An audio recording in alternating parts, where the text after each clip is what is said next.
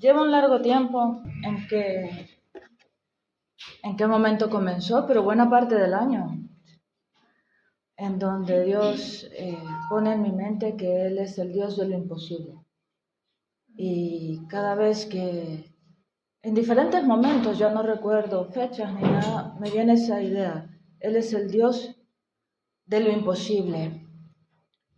Y hoy quiero reflexionar sobre esto y fundamentalmente está en el libro de Jeremías, Jeremías 32. Es todo el capítulo, es un capítulo muy largo, pero os garantizo que no tiene desperdicio. No lo vamos a leer acá todo. Jeremías 32. No lo vamos a leer todo porque es muy rico y es muy denso. Solo voy a poner el relieve en los momentos claves o en los versículos que tienen más miga, que tienen más eco en mi corazón, ¿no? Entonces, en este sentido, es un capítulo que en mi Biblia se titula Jeremías compra un campo en Anatot, pero en realidad va más allá de todo eso. Aquí se tocan varios puntos y varias cosas. Entonces, bueno, a mí Dios es el Dios de lo imposible. Y yo creo que aquí Jeremías también lo reconoce. Jeremías es un profeta de Dios que ha estado hablando al pueblo sobre la voluntad de Dios y a lo que Dios nos está llamando. Y como buen profeta conoce el carácter de Dios, tiene una relación personal con Dios y sabe las grandes obras que Dios ha hecho por él. Entonces aquí tenemos por una parte que Jeremías, en un contexto muy concreto de la historia de Israel, en una situación muy concreta y difícil de la historia de Israel, le dice en el versículo 17, para ti no hay nada imposible. Y yo creo que todos nosotros lo hemos dicho, en las buenas, para Dios no hay nada imposible. Dios es el Dios de lo imposible. Ahí donde topamos nosotros, hace eso y mucho más. Y también lo que me llama la atención es que más adelante Dios le va a contestar con una pregunta. Cuando Dios hace preguntas, mucho cuidado. Cuando Dios hace preguntas, Dios le va a contestar, sí. En el versículo 27 dice, ¿habrá algo imposible para mí? Entonces, bueno, es esto. Para Dios no hay nada imposible. Entonces, para aclarar un poco esto, lo que es el capítulo. El capítulo 32 comienza con que Jeremías está preso. Jeremías ha estado hablando al pueblo, al rey, que mucho cuidado, que se arrepientan, que ahí están los babilonios. Pero el pueblo y los reyes y los falsos profetas dicen que no, que Babilonia no les va a tocar. Entonces el rey, harto de Jeremías, que es un profeta que no le dice ni al rey, ni a los líderes religiosos, ni al pueblo lo que ellos quieren escuchar, lo encarcela, ¿no? Entonces Jeremías está preso y está encarcelado. Y esto lo encontráis en la primera parte, hasta el versículo 16, que estando preso, un pariente de él le vende un terreno. Y él ha tenido una visión antes en donde Dios le ha dicho, compre ese terreno. Entonces, claro, preso en el patio del palacio, en circunstancias muy difíciles, Jeremías obedece. Entonces, y es en estas circunstancias, preso y en circunstancias muy difíciles, que en el versículo 17 nos vamos a encontrar la reflexión de Jeremías. Señor, ¿qué quiere Dios en medio de todo esto? Porque es muy fácil decir, para Dios no hay nada imposible cuando todo está bien, cuando todo va sobre ruedas, donde va la rutinita, donde yo vivo muy cómodo y cosas así. Pero cuando estás preso, con el imperio a las puertas, el imperio de Babilonia acechando a Israel, cuando tú piensas que la situación está muy difícil, que Dios te diga, compra este terreno. Tú te quedas ahí un poco, bueno, claro, y es Isaías, dice, claro, para mí en esta circunstancia, en esto, yo en estas circunstancias tan difíciles, con el imperio Babilonia, que era la potencia de la época, invadiendo, Isaías se queda, bueno, Señor, para ti no hay nada imposible. Y en obediencia lo hace. Entonces, desde ese punto de vista, el contexto nos desafía, como Jeremías. Con Jeremías podemos estar conscientes de quién es Dios, de que Dios es bueno, de que Dios está ahí, que para Dios no hay nada imposible. Pero también, al igual que Jeremías, a veces nos toca afirmar en fe, aunque las circunstancias parezcan las contrarias, que Dios está ahí y que Dios va a hacer lo imposible. Y ese es el desafío, porque decirlo en las buenas es fácil. Decirlo en las malas no sale tan fácil. No nos movemos por vista, sino por fe, dice Pablo en una de sus cartas. Entonces, en este aspecto podemos ver de que Jeremías conoce a Dios, tiene una experiencia de Dios, está encarcelado, llega el pariente, le vende ¿cómo es que se llama? El terreno, él lo compra, él sigue en las noticias de que el imperio está ahí a las puertas con terraplenes, ya levantando terraplenes para invadirlo, y yo creo que aquí Jeremías se queda como muchas veces nosotros nos hemos sentido. Podemos estar pasando por circunstancias difíciles. O yo no sé desde qué circunstancias difíciles venís vosotros. Pero en momento difícil vemos a un Jeremías del 17 en adelante apelar a Dios, a lo que él sabe de Dios. Para Dios no hay nada imposible.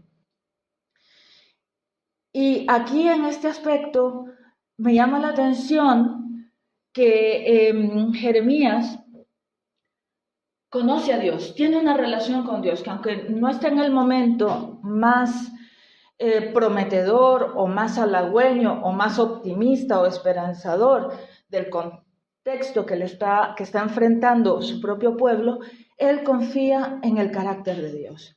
Y aquí nos dice en el versículo 17, Señor, he aquí, tú hiciste los cielos y la tierra con tu gran poder y tu gran brazo extendido. Nada es imposible para ti. Que muestras misericordias a millares, pero castigas la inequidad de los padres en los hijos de ellos. Oh grande y poderoso Dios, Dios de los ejércitos, es tu nombre. Entonces es muy bonito, porque aquí Jeremías está citando el pasaje ese tan famoso de Éxodo 34, del 6 al 7. Y es un texto muy importante, porque es de los primeros versículos en la Biblia, y es un versículo que se va a repetir a lo largo de todo del Antiguo Testamento, porque es de los pocos versículos en donde se revela quién es Dios. ¿Cuál es el carácter de Dios? Entonces, ¿qué se nos está diciendo? Que es un Dios poderoso y misericordioso, que nos perdona, que nos ama por miles y miles de generaciones. Ahora bien, porque nos quiere y porque nos ama, también le choca cuando nos desviamos. Le duele cuando nos hacemos daño a nosotros mismos y hacemos daño a los demás. Entonces por eso dice, y castigas en tales generaciones. Pero aquí lo más bonito, y hay muchos estudios acerca de esta definición de Dios, que es un Dios que su misericordia es mayor, que se enfada a veces con el ser humano porque el ser humano comete grandes atrocidades y comete grandes injusticias y le falla enormemente a Dios, pero la gran apuesta de Jeremías, aquí recordando a Éxodo 34, 6, 7, es decir, la ira de Dios solo dura un momento, solo duró por unas pocas generaciones, pero la misericordia de Dios se extiende por miles y miles de generaciones. Entonces quiero que nos quedemos con esto, porque Jeremías comienza diciendo, para ti no hay nada imposible, eres un Dios cuya misericordia es mucho mayor que cuando se lleva buenos chascos con nosotros y se enfada o se molesta con nosotros con razón. Y comienza a decir la historia de la salvación, porque con brazo extendido sacaste a tu pueblo de Egipto, y todo eso lo tenéis hasta el versículo 26, ¿no? Todo lo que Dios ha hecho.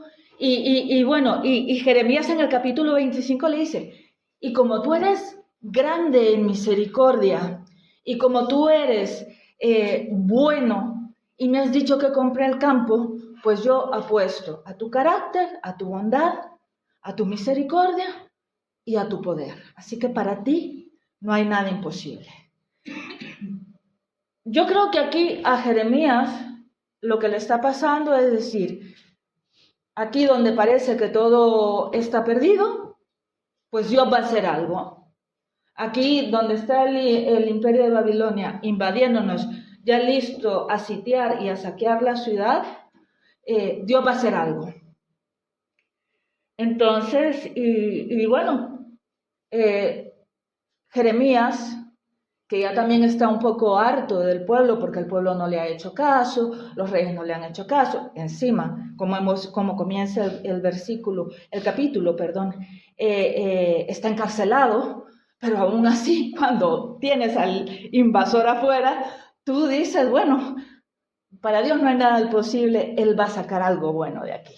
Entonces, ¿qué me anima a mí de esto, de Jeremías? Que es un hombre que ha conocido a Dios, que conoce el carácter de Dios, que ha visto la mano de Dios en la historia de su pueblo, y aunque su pueblo le ha fallado, y el mismo Jeremías está, ¿qué hago, Dios? O sea, ¿qué significa la compra de este terreno? ¿Quiere decir que nos vas a liberar de Babilonia? Entonces, porque a veces somos así, queremos soluciones rápidas, y la solución más rápida es que el ejército de Babilonia dé la media vuelta y regrese ahí. Entonces, aquí viene la respuesta de Dios. ¿Habrá algo imposible para mí? Entonces, y esta es la otra parte que me quiero indicar, no solamente en ver la actitud del profeta, que a pesar de la circunstancia difícil, está apelando a Dios, y aunque el pueblo ha fallado garrafalmente a Dios, él está seguro que Dios le ha pedido que compre ese terreno por alguna razón. Y es muy bonito, porque aquí en el versículo 14 le dice el Señor, y es una clave para entender lo que va a suceder después. Así dice el Señor de los ejércitos, Dios de Israel. Toma estas escrituras, las escrituras del terreno que acaba de comprar, ¿no? Y esta escritura de compra sellada y esta escritura abierta, ponlas en vasijas de barro para que duren mucho tiempo. Dios va a hacer algo, y es aquí donde Jeremías dice, bueno, Dios va a hacer algo, aunque todo se mire muy oscuro, ¿no? Pero aquí también se ve la respuesta. Dios va a hacer algo a su tiempo, en su momento. Esas escrituras se van a guardar y van a quedar ahí. Es como una especie de testimonio, un memorial, algo que nos va a servir de recordatorio después. Y luego viene la respuesta de Dios. Entonces, la respuesta de Dios la vemos aquí en el versículo del 26 en adelante. Y vino entonces vino la palabra del Señor a Jeremías diciendo, he aquí, yo soy el Señor, el Dios de toda carne. ¿Hay algo imposible para mí? Entonces, como quien dice, tienes razón, para mí no hay nada imposible. O sea, yo creo que también, y yo poniéndome en los pies de Jeremías, hay momentos en donde quisiera ver resultados. Hay momentos en donde, y yo creo que este año el lema de la iglesia es el año de la restitución. Pero yo creo que varios nos hemos preguntado, ¿restitución? O sea, sí, las cosas van, pero ¿restitución? Bueno, Señor, con Jeremías podemos decir, para ti no hay nada imposible. Yo sigo esperando en ti. Y se van dando pasos, pero a veces uno quiere ya apretar el botón y que todo se arregle por arte de magia, que se abra una puerta y caminar por ese atajo, ¿no? Y Dios nos dice, ¿habrá algo imposible para mí? Entonces, del 27 en adelante, Dios le dice, aquí no va a ser una solución inmediata. Babilonia está ahí y Babilonia tomará a Jerusalén. Y aquí se ve, yo he sido un Dios compasivo, misericordioso, os he esperado, pero este pueblo me ha dado la espalda. Ha vuelto su rostro de mí, me ha dado la espalda a mí, no ha seguido mis estatutos. Y en este sentido, Dios está como enfadado con su pueblo, la ira de Dios, la ira frente a ese pecado. Israel no había cumplido con los estatutos, se había alejado de Dios y estaban haciendo lo malo ante Dios. Y como buenas personas religiosas, y que creo que todos lo hemos hecho, que solamente nos acordamos de Dios cuando necesitamos un favor. Ah, sí, yo sigo mi vida a mi manera, pero ahora que está ahí un contexto desfavorable, ahí sí voy, clamo a Dios, y Dios está ahí, y Dios quiere hacer algo con nosotros. Dios nos quiere sacar las castañas del fuego, pero Dios quiere hacer algo mucho más grande que apagar fuegos y sacar castañas del fuego. Dios va a hacer algo, pero Dios también está consciente de que tiene que hacer algo porque el pecado de Israel ha sido demasiado grande. Y para que miréis el extremo a donde había caído Israel, que se mira aquí, pero también otros profetas lo denuncian, es que en el versículo 35 nos había dicho que la idolatría de Israel había llegado a tal límite que al igual que los pueblos paganos sacrificaban, versículo 35, en el versículo 35 pone de que el gran pecado de Israel que sacrificaba a sus propios hijos a los dioses paganos. Es que no es cualquier cosa.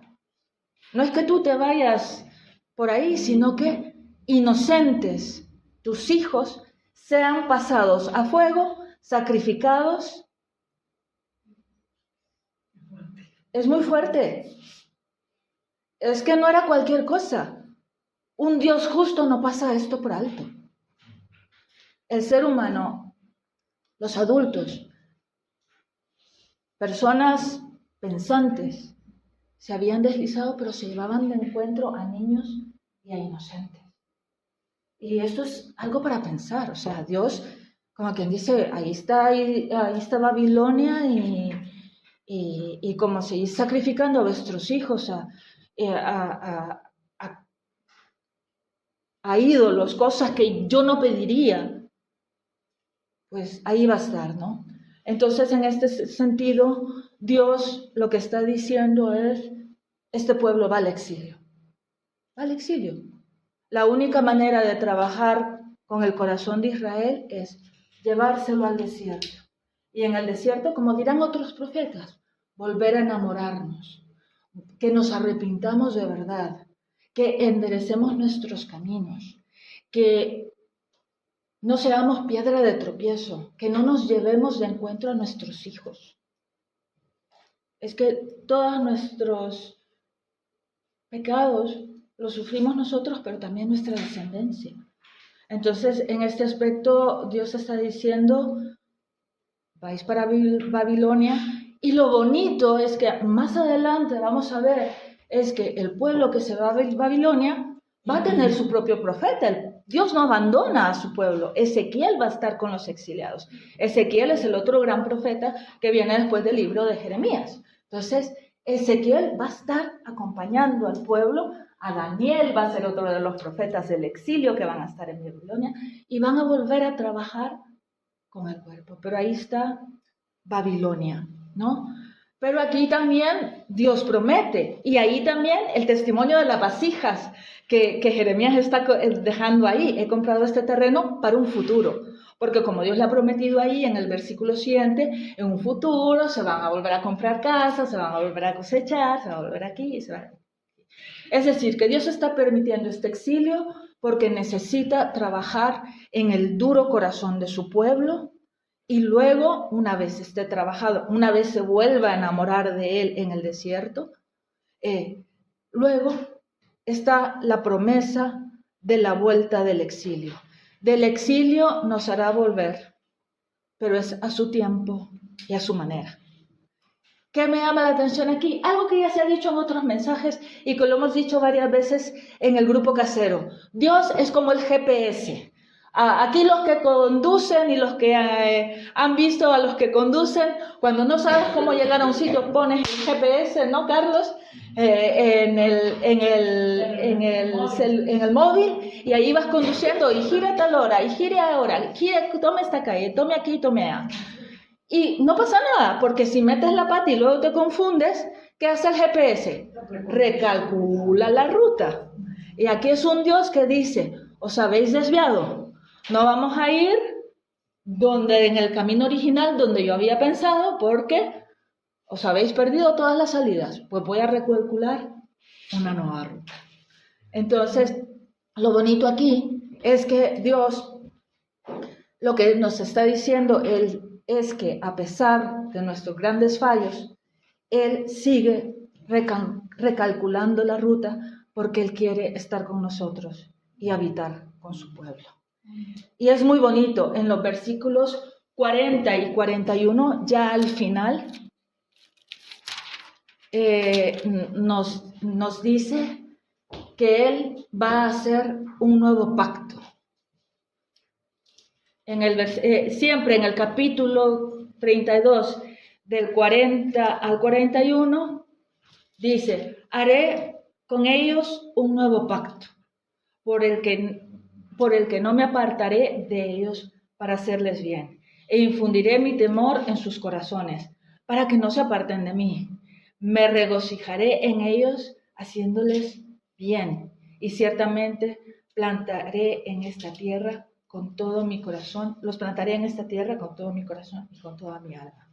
Dios está diciendo que el exilio está ahí, pero no como castigo, sino que para trabajar en su pueblo y que luego los va a volver a traer. Y aquí yo creo que esto le da esperanza a Jeremías, porque Dios está diciendo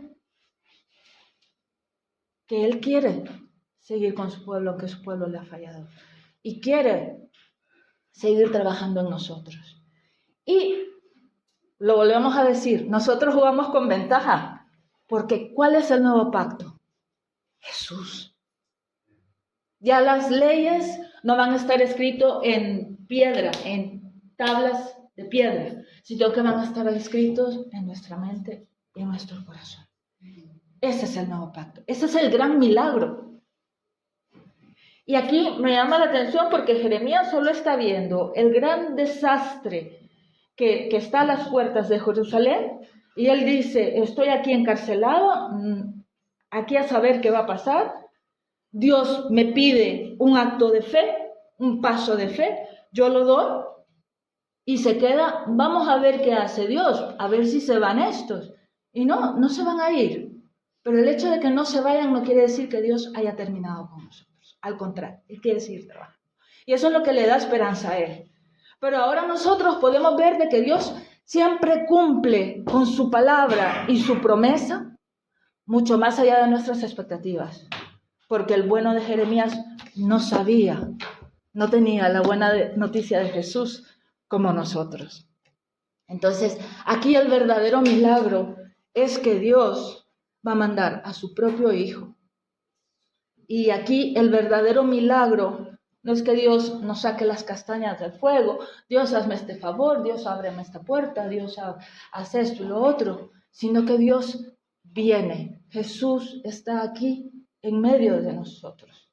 Y eso es el milagro más grande que podemos pensar. La presencia de Dios, su espíritu, su gozo. Y es un gran milagro. Yo me doy cuenta de que haber conocido a Jesús es un gran milagro.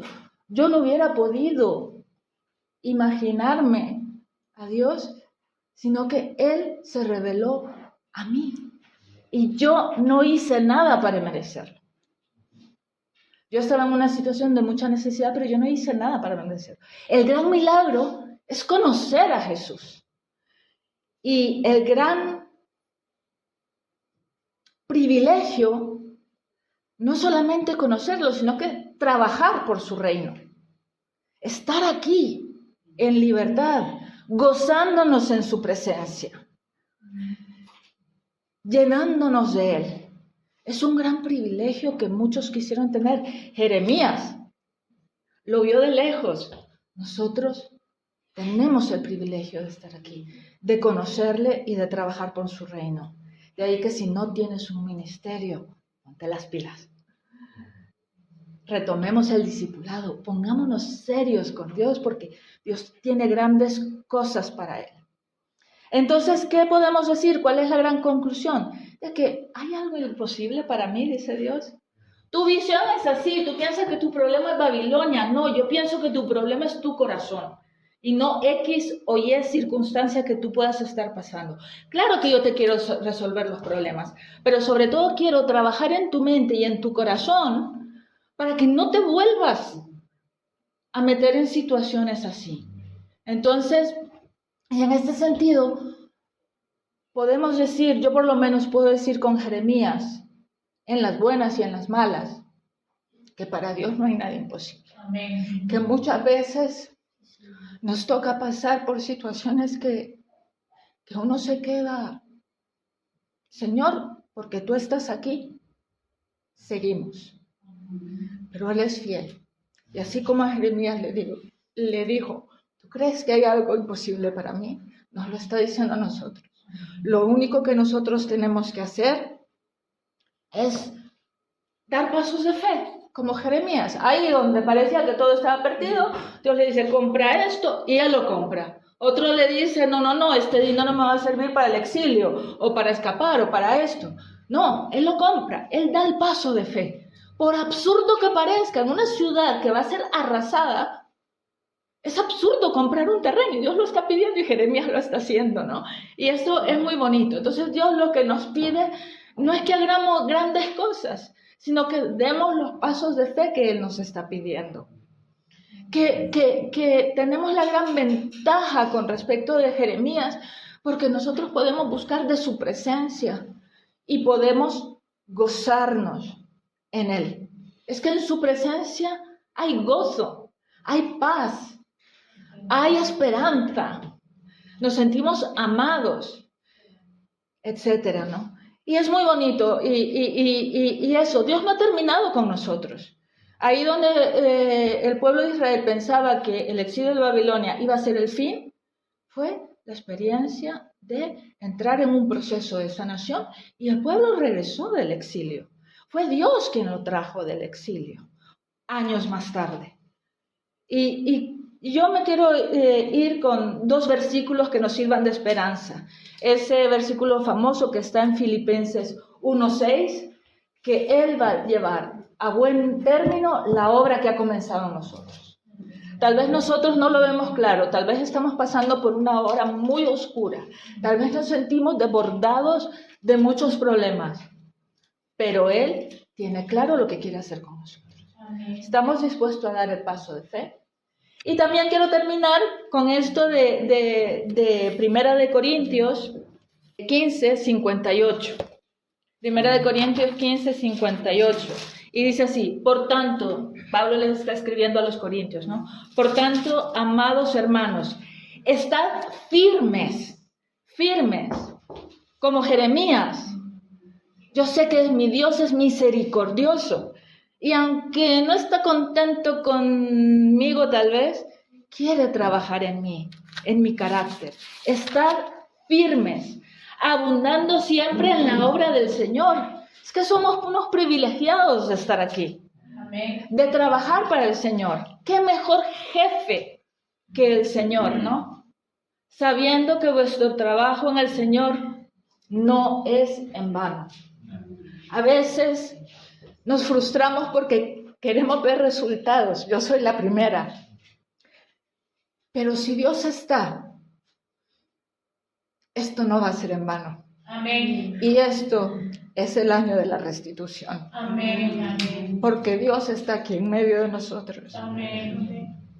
Así que es estar firmes, gozándonos, haciendo real su evangelio aquí en este pueblo y donde Dios nos ponga. Amén. Amén. Amén. Pues gracias, Señor. Porque tú eres bueno, tú no te has cansado de nosotros. Tú sabes nuestras debilidades, Señor, nuestras flaquezas. No somos perfectos, pero tú quieres seguir trabajando en nosotros. Quieres seguir sanando nuestra mente y nuestro corazón. Y nos maravillamos en ti, mi Dios, porque tu amor es mucho más grande y tu misericordia. Y si nos llevas al desierto, es porque quieres volvernos a enamorar.